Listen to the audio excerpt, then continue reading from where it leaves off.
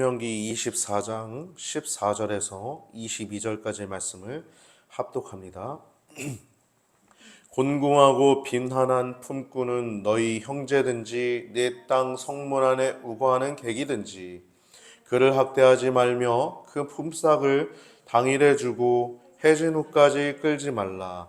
이는 그가 빈궁함으로 마음의 품삯을 사모함이라. 두렵건대 그가 너를 여호와께 호소하면 죄가 네게로 돌아갈까 하노라. 아비는 그 자식들을 인하여 죽임을 당치 않을 것이요 자식들은 그 아비를 인하여 죽임을 당치 않을 것이라. 각 사람은 자기 죄에 죽임을 당할 것이니라. 너는 객이나 고아의 송사를 억울하게 말며 과부의 옷을 전집하지 말라. 너는 애굽에서 종이 되었던 일과 네 하나님 여호와께서 너를 거기서 속량하신 것을 기억하라. 이러므로 내가 네게 이 일을 행하라 명하노라. 내가 밭에서 곡식을 베을 때에 그 한 뭇을 밭에 잊어버렸거든. 다시 가서 취하지 말고 객과 고아와 과부를 위하여 버려두라. 그러면 내 하나님 여호와께서 내 손을 하른 범사의 복을 내리시리라. 내가 내 감람나무를 떤 후에 그 가지를 다시 살피지 말고 그 남은 것은 객과 고아와 과부를 위하여 버려두며 내가 다시 포도원에 포도를 딴 후에 그 남은 것을 다시 따지 말고 객과 고아와 과부를 위하여 버려두라. 너는 애굽 땅에서 종 되었던 것을 기억하라. 이러므로 내가 네게 이 일을 행하라 명하니라. 아멘. 할렐루야. 오늘 본문을 통해서 나눌 제목은 신명기 24장 그리고 25장 경건한 백성을 세우시는 하나님이라고 하는 제목을 가지고 나눌 때 여러분 큰 은혜가 있길 바랍니다. 우리가 이 신명기는 모세의 고별 설교죠. 모세의 고별 설교. 여러분 고별은 뭡니까?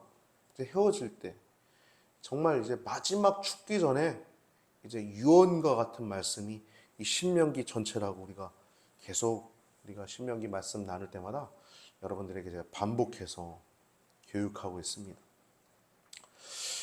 지난주에는 우리가 이스라엘 가운데 거하시는 하나님이라고 하는 제목을 가지고 말씀을 나눴죠.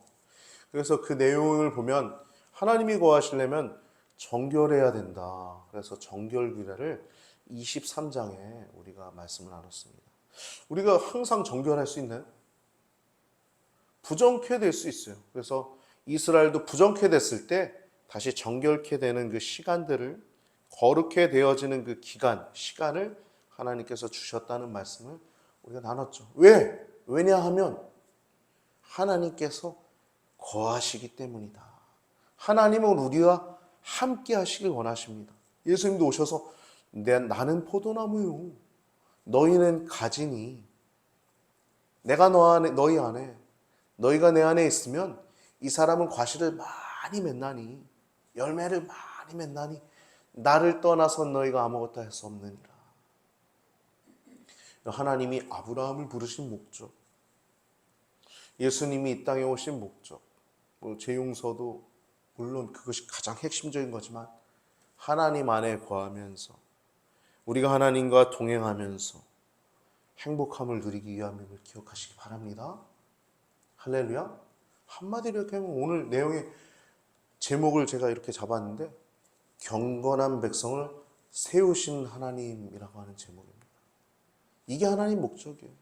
아브라함 부르신 것도 이 죄악 많은 세상 가운데 경건한 백성을 세우셔서 마치 바다 가운데 소금이 아주 소량이 있지만 그 바다가 유지되는 것처럼 할렐루야.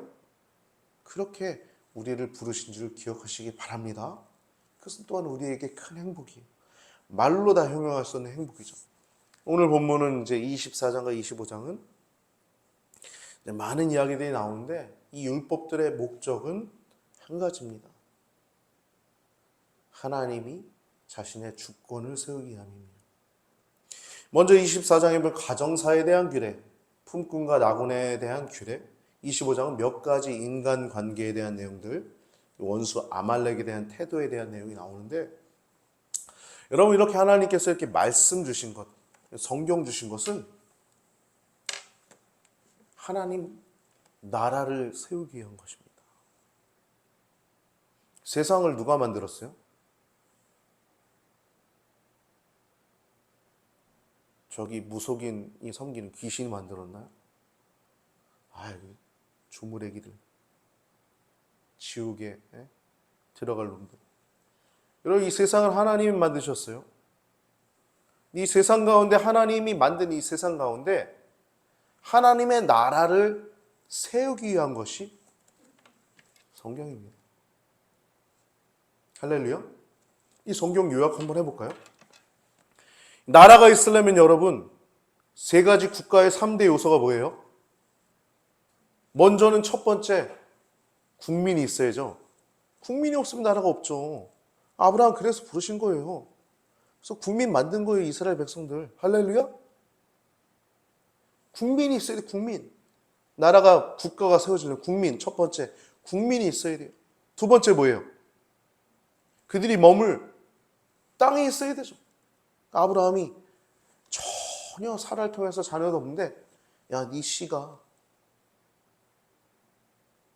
네 씨를 통해서 복을 얻게 될 거야. 그래서 너는 복의 근원이 되게 될 거야.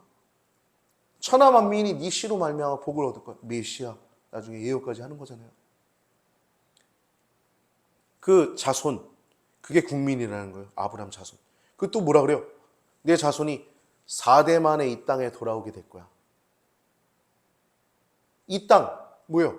가나안 땅, 영토. 국민, 영토. 두 번째 영토. 두 번째 영토. 땅이죠, 땅. 땅, 가나안 땅 주시겠다는 거예요. 세 번째 주권은 뭘까요, 여러분? 주권. 주권이 바로 성경으로 세우는 겁니다. 하나님의 주권. 예수님께서 십자가 달려 들어가신 후에 성령을 우리 가운데 보내셔서 성령께서 우리 가운데 온전히 주장하는 그 주권. 옛날로 얘기하면 이 율법 따라 살아가는 것.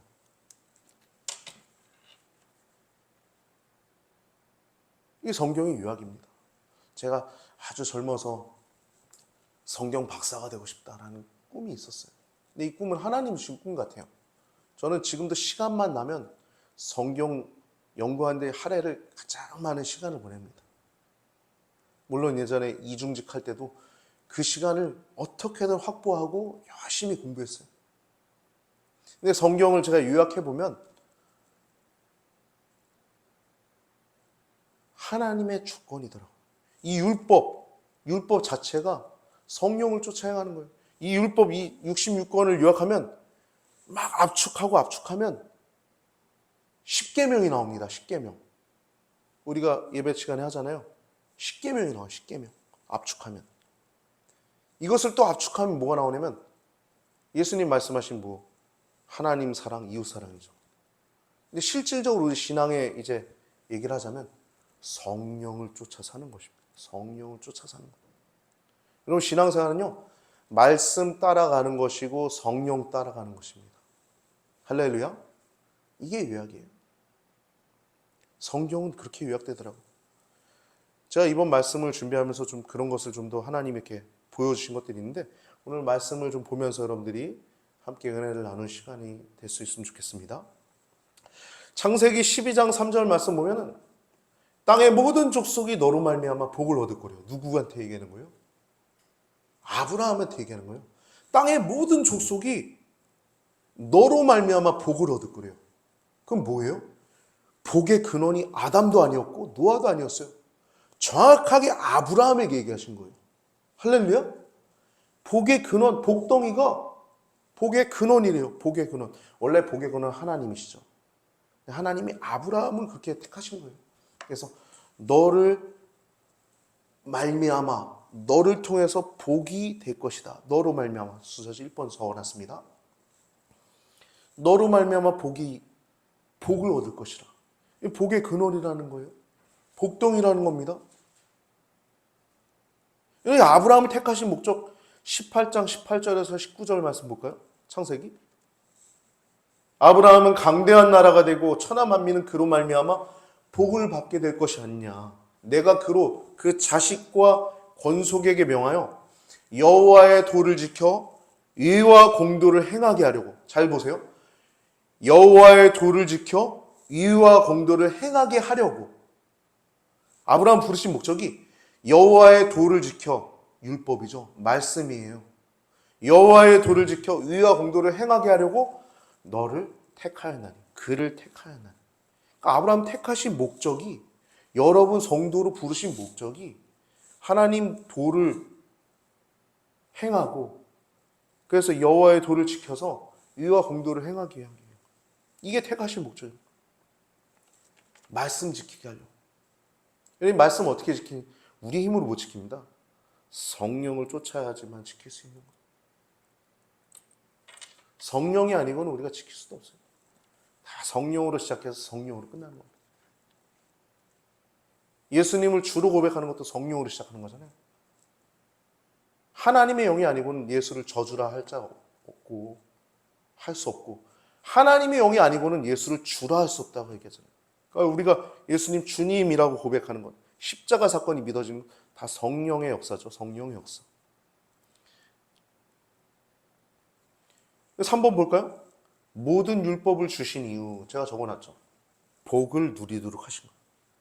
이 율법이, 이스라엘 백성들은 248가지의 하라는 명령이 되게 많죠. 248가지가 적극적인 명령이에요. 해라. 248. 아니, 24개도 아니야. 248개예요. 하라는 게. 이거 다 일일이 하기도 힘들겠어요. 그만큼 하나님을 향한 사랑, 열정이 있는 거죠. 하지 말라는 몇 개냐? 더 많아요. 외우기도 편해요. 365가지입니다. 이게 무슨 의미냐면, 어떻게 영적으로 보면 매일매일 주의하는 삶을 살라는 거예요. 조심해서 살라는 거예요. 더하면 613개의 율법이 있는 거예요. 613개. 이걸 지키고 행해야 되는 겁니다. 이게 모든 율법을 준 겁니다. 한마디로 얘기하면 이 율법에 생명과 사망이 있고 복과 저주가 있는데, 그 양자택일 가운데 순종하여 복을 누리게 하는 게 율법의 목적인 거예요. 율법의 목적. 복을 누리기 위해서. 근데 여러분, 이 율법의 기본 정신은요, 복음의 초청이고 결단입니다. 이 하라는 명령은 두 가지입니다.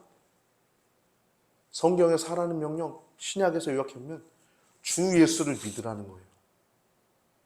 여러분 믿으시죠? 할렐루야? 고개 한번 끄덕여보세요. 믿으시죠? 두 번째 명령 뭐냐? 오직 성령의 충만함을 받으라 합니다.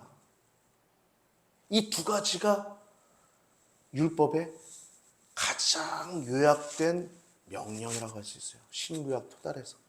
주 예수를 믿으라. 그리고 오직 성령의 충만함을 받으라. 이 두 가지가 이 성경의 요약이라고 할 수 있어요. 하라는 두 가지 명령. 하지 말라는 세 가지 명령은 뭐냐면 다 성령과 관련되어 있는데, 성령을 해방하지 말라는 거예요. 성령 해방죄는요, 이건 죽는 겁니다. 예수님 믿지 않는 것 자체가 죽는 거예요. 저 목사님 뭐 잘못했대, 뭐 성범죄 했대, 뭐 공금 횡령했대, 그래서 나 교회 안 나가. 아니, 저 사람이 잘못했지 예수님이 잘못했나? 성령 해방죄는요, 끝나는 겁니다. 하나님 말씀을 해방하는 거예요. 그러니까 사람이 실수할 수 있어요. 그건 사람이 실수한 거잖아요. 그렇다고 예수님 안 믿으면 지가 지옥 가는 거죠. 할렐루야. 이게 성령 해방죄입니다. 성령 해방죄. 성령을 해방하면, 이 말씀이 성령이거든요. 이 말씀이 성경이라고도 하는데 성령이라고도 저는 봅니다. 왜냐하면 말씀 사역이 성령 사역입니다. 말씀 사역이 성령 사역이에요. 말씀 듣다가 치유도 일어나고, 말씀 듣다가 앉은뱅이도 서고. 그래서 하지 말라는 첫 번째 명령이 성령을 해방하지 말라는 거예요. 이게 하나님 말씀을 무시하는 것. 아니, 예수님 안 믿어. 이게 회방하는 거거든요. 교회를 회방하는 거. 끝나는 겁니다. 이건 이건 사함을 받지 못해요. 그게 지옥 가는 겁니다. 성령 회방죄. 성령을 소멸치 말라. 우리 안에 내주하신 성령님이 계시는데 성령을 근심하게 할 때도 있지만 성령을 소멸하게 되면 우리 끝나는 거죠. 여러분 구원파적 믿음이 뭔지 아세요? 구원파적 믿음? 이번에 제가 어느 목사님 말씀 들으면서 굉장히 와닿는데 여러분 구원파적 믿음이 우리 가운데도 있는데 이 면밀한 차이를 생각하면 됩니다. 여러분 구원의 확신이 있습니까? 먼저 이 얘기하기 전에 세 번째 얘기하고선 이거 넘어갑시다. 세 번째는 성령을 근심하게 하지 말라는 거예요. 하지 말라. 성령에 관련된 겁니다. 회방치 말라. 소멸하지 말라. 근심하게 하지 말라. 성령님을 요약하면 그거예요. 첫 번째 주 예수를 믿어라. 오직 성령의 충만함을 받으라. 이게 하라는 명령이고 두 가지. 우리가 예수님 믿으면 그냥 구원받는 게 아니라 성령을 쫓아 살아야 행복한 겁니다. 하나님 우리 천국, 물론 천국 가야죠. 그것만을 위해서 부르신 게 아니에요. 성령을 쫓아 행하면서 경건한 자녀를 이 땅 가운데 빛과 소금 역할을 하면서 살아가도록 하나님 부르신 겁니다. 그래서 주 예수를 믿으라가 첫 번째고 오직 성령의 충만함을 받으라가 두 번째입니다. 이게 두 가지 하라는 명령이에요. 성경의 두 가지. 주 예수를 믿으라. 오직 성령의 충만함을 입으라. 두 가지 명령이에요. 그럼 세 가지 하지 말라는 것, 이것도 성령에 관련돼요. 회방하지 말라는 거예요. 교회 회방하는 세력 있잖아요, 여러분. 죽을 놈들입니다. 저 사탄의 하수들이, 사탄의 하수들. 성령을 회방하지 말라, 첫 번째. 성령을 소멸하지 말라. 세 번째, 성령을 근심하게 하지 말라. 이게 우리 신앙생활의 요약입니다. 성경의 요약이에요.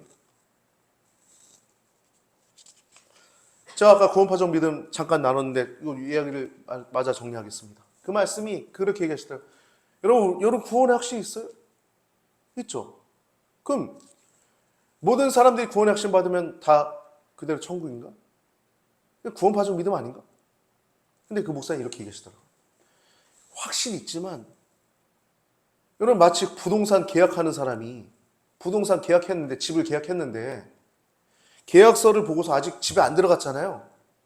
천국 안 갔잖아요. 계약서에 도장이 제대로 찍혔나 확인해요, 안 해요? 확인하겠죠. 도장이 제대로 찍혔나 확인하는 거예요. 계속. 천국 가는 그날까지. 전 그 말씀이 되게 와닿더라고요. 우리가 구원 받았지만, 구원의 확신도 있지만, 계속 부동산의 계약서에 확인하면서 내가 천국 갈 수 있는 믿음인가? 도장 제대로 찍혀 있는가? 확인하라는 말씀. 할렐루야. 여러분 구원의 확신인 줄 믿습니다. 그러나 우리가 또한 확인해야 될 줄 믿습니다. 이해가 되시죠? 공감이 되시죠? 저도 공감이 되더라고요. 그래서 율법의 순종인 우리가 다시 말씀으로 돌아와서 율법을 하나님께서 주신 이유는 거기에 순종하면 복이 있기 때문이에요. 순종하려면 심령의 할례를 받아야 됩니다. 방금 얘기했던 것처럼 하라 하지 말라는 이 복음적인 초청, 결국엔 주 예수를 믿으라, 성령 충만을 받으라. 그리고 오직이라고 그랬어요. 오직. 여러분 성경의 기능은 교훈하시고 우리를 교훈하는 거예요. 여러분 마치 부모님의 말을 안 들으면 자녀가 어떻게 될까요? 망나니처럼 자기 멋대로 살아가는 거죠. 천방지축이 되고. 그런 겁니다. 말씀을 통해서 교훈을 받고 또 책망도 받고 또 바르게 하기도 하고 위로 교육하기에도 유익하니 이것이 성경의 기능입니다. 성경 보면서 내가 복. 그게 복이에요. 교훈 받는 거, 바르게 되는 거, 위로 교육 받는 거, 책망 받는 거. 그리고 성경의 목적은 구원입니다. 예수님 믿음으로 구원받는 겁니다. 이것이 바로 성경의 목적임을 기억하시기 바랍니다. 오늘 그래서 이 말씀 보면 24장, 25장 보면 이제 이웃을 사랑하는 어떠한 모습들을 하나하나 보여주고 있는데 경건한 백성을 세우시는 거예요. 1절부터 먼저 24장 먼저 보면요. 1절부터 3절 보면 범법자를 보호합니다. 범법자. 범법자 보호는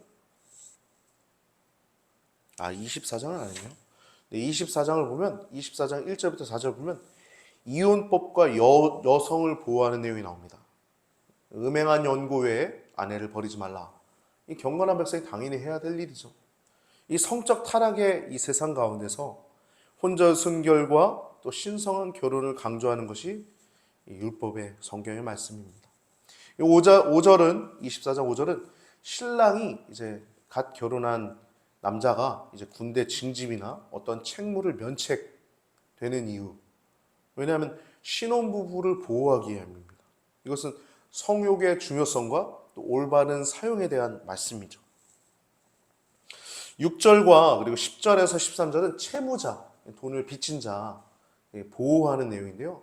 맷돌 얘기가 나와요. 이 가난한 사람이 맷돌을 통해서 돈을 벌 수 있었던 것 같아요. 콩을 갈아서라든지 뭐 곡물을 해서라든지 그렇게 근데 돈을 빌렸으니까 이제 그것을 저당 잡히기 위해서 맷돌의 윗돌을 가져간다는 거예요. 윗돌이 좀 더 가벼우니까 윗돌을 가져가는 거예요. 성경에 나옵니다. 근데 그럴 경우에 이 가난한 자가 밥줄이 끊길 수 있으니까 그렇게 하지 말라는 거예요. 갖다 주라는 거예요. 또 옷도 저당 잡혔었거든요. 옛날에 옷이 굉장히 귀중품입니다. 요즘 우리 여러분이 가장 소중하게 여기는 게 자동차일 수도 있고 여러 가지일 수 있겠죠. 옛날 옷이 굉장히 소중하고 큰 재산이었어요. 옷을 가져가기도 했습니다. 근데 가난한 자의 옷을 그 전날 그날 넘기지 않도록 돌려주라는 거예요. 왜?